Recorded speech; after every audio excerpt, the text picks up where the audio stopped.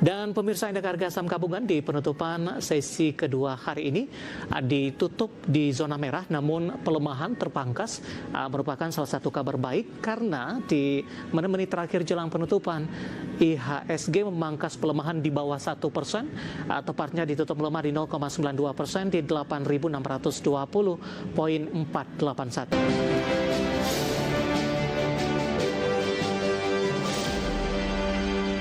Terima kasih untuk Anda yang masih bergabung bersama dengan kami, dan di segmen ini kita akan review bagaimana jalannya perdagangan di sepanjang hari ini pemirsa, di mana berbalik arah melemah di atas 1% dan IHSG kembali ke level 8.500-an. Dan kami ingatkan kembali, Anda masih bisa berpartisipasi di WhatsApp interaktif kami di 0851 di 7810 di 4976. Dan saat ini kami sudah terhubung melalui Zoom bersama dengan Bapak Muhammad Wafi yang merupakan Head of Research Korea Investment dan Sekuritas Indonesia atau KISI. Kita akan langsung sapa saja Pak Wafi. Selamat sore, apa kabar Pak? Selamat sore Pak David, kabar baik. Terima kasih Pak Wafi sudah meluangkan waktu di IDX Channel. Kabar baik datang kurang baik maksudnya Pak Wafi, dari indeks harga saham gabungan hari ini berbalik arah melemah cukup dalam di atas 1% dan kembali ke level 8.583. Intraday hari ini sempat mencatatkan rekor tertinggi, kemudian pembalikan arah signifikan terjadi. Analisis Anda? Ya, memang kalau kita lihat satu hal yang cukup wajar ketika sudah membuat all time high kemudian terjadi koreksi, itu yang pertama ya, sampai dari bawah. Kemudian yang kedua adalah kalau kita lihat posisi IHSG ini cukup konsisten, sudah beberapa kali record high ya, dan ini membuat baik secara fundamental ataupun teknikal memang IHSG ini sudah rawan terjadi koreksi untuk saat ini. Paling tidak untuk koreksi jangka pendek saja. Secara teknikal kalau kita lihat IHSG sudah masuk ke area jenis beli, dan secara fundamental memang valuasinya juga relatif sudah cukup tinggi ya, sudah di atas 20 kali price to earning ratio, dan mungkin ini salah satu yang tertinggi ya di Asia.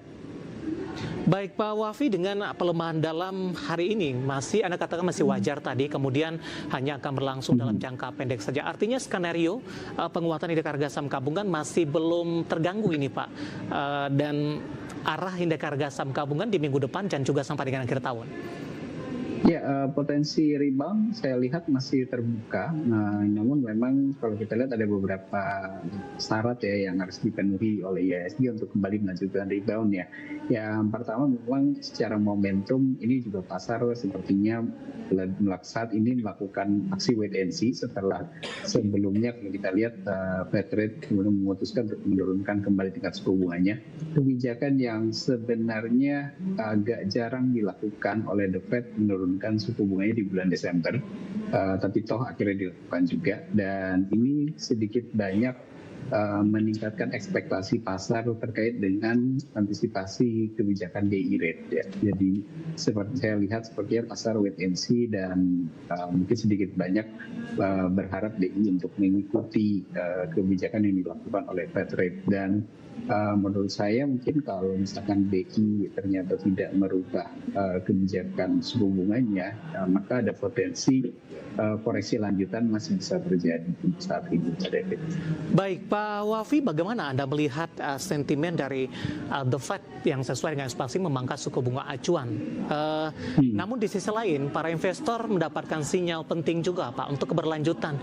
Tampaknya The Fed akan kembali hawkish dengan hanya diproyeksikan pemangkasan suku bunga hanya satu kali di 2026, dengan kondisi perekonomian dari sisi inflasi masih jauh dari target. Kemudian di sisi lain para investor juga mengkhawatirkan proyeksi kedepannya terkait penggantian Powell dengan calon yang ditunjuk oleh Trump. Nah, kita ketahui Trump melakukan independensi, kemudian juga The Fed tidak maksudnya memasuki kebijakan dari The Fed. Kemudian kalau nanti tim yang dipilih merupakan orang yang sangat bersikap dovish, Pak.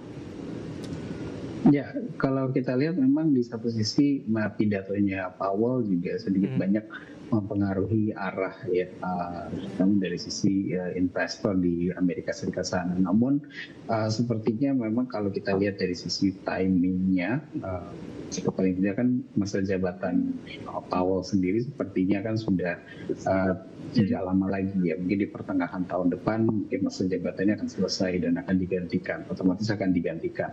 Dan ini saya lihat membuat sebenarnya pidato atau statement yang diucapkan oleh Powell sendiri sebenarnya tidak terlalu menjadi acuan yang sangat dipertimbangkan ya oleh para investor. Makanya kalau kita lihat ketika semalam The Fed memutuskan untuk menurunkan tinggi suku bunganya, sebenarnya pasar di Amerika Serikat itu bereaksi cukup positif dan dampaknya sendiri sebenarnya ke emerging market ini akan cukup positif juga Pak David. Cuman memang untuk jangka pendek seperti itu tadi ya, sepertinya untuk investor saat ini terutama di Indonesia masih wait and see dulu untuk melihat ya kira-kira bagaimana langkah BI untuk merespon dari kebijakan The Fed ini.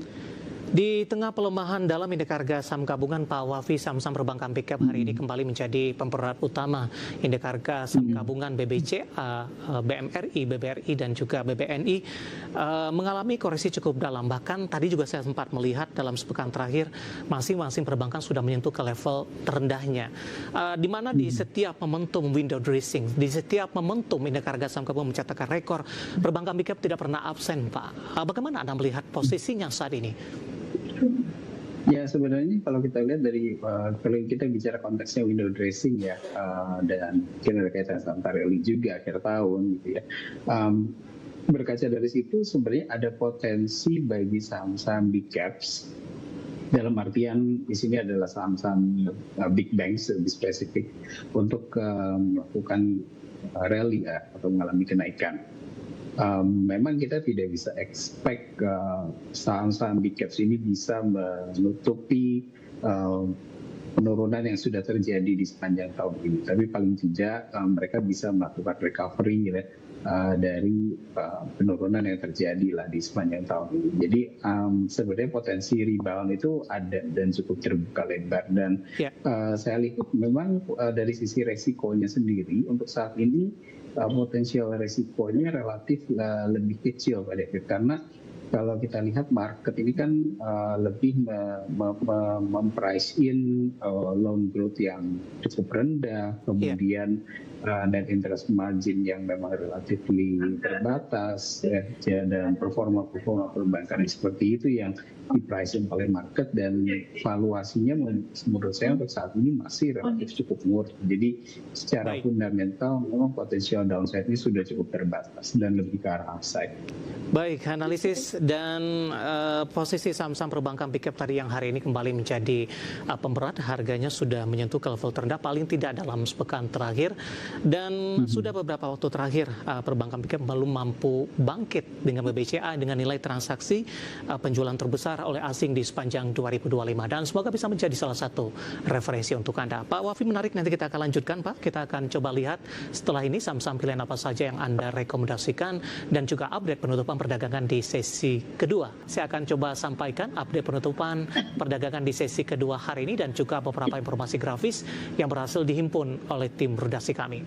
Dan pemirsa, indeks harga saham gabungan di penutupan sesi kedua hari ini ditutup di zona merah, namun pelemahan terpangkas merupakan salah satu kabar baik karena di menit-menit terakhir jelang penutupan IHSG memangkas pelemahan di bawah 1%, tepatnya ditutup melemah di 0,92% di 8.620.481. Secara intraday, indeks harga saham gabungan dibuka di sesi pertama pada pagi tadi di zona hijau di 8.764.091. Pasca pembukaan, indeks harga saham gabungan mengalami penguatan hingga ke 8.776.970, rekor tertinggi intraday. Kemudian level terendah hari ini di 8.560.105. Dengan pemangkasan pelemahan di menit-menit terakhir jelang penutupan, IHSG berhasil kembali bertahan di posisi di 8.600-an.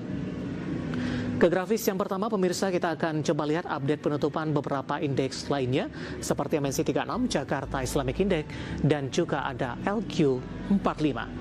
Di mana ketiga indeks ini kompak ditutup di zona merah MNC 36 melemah di 1,39%, Jakarta Islamic Index melemah di 1,01%, dan LQ45 melemah di 1,15%. Selanjutnya rotasi pergerakan sektoral, energi memimpin penguatan di 1,57%, industri menguat di 0,50%, infrastruktur melemah di atas 4%, konsumsi non primer juga melemah di atas 2%, pemirsa.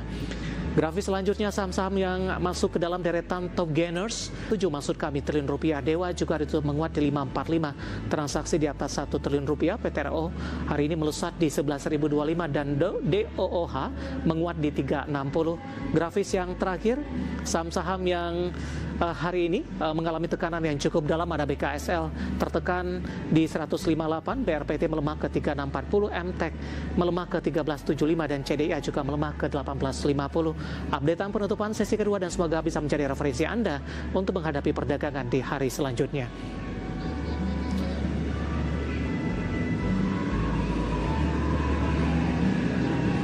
Kita akan jeda kembali dan tetap di tempat Anda. Setelah ini kita akan coba ulas beberapa pertanyaan masuk. Kami akan segera kembali sesaat lagi.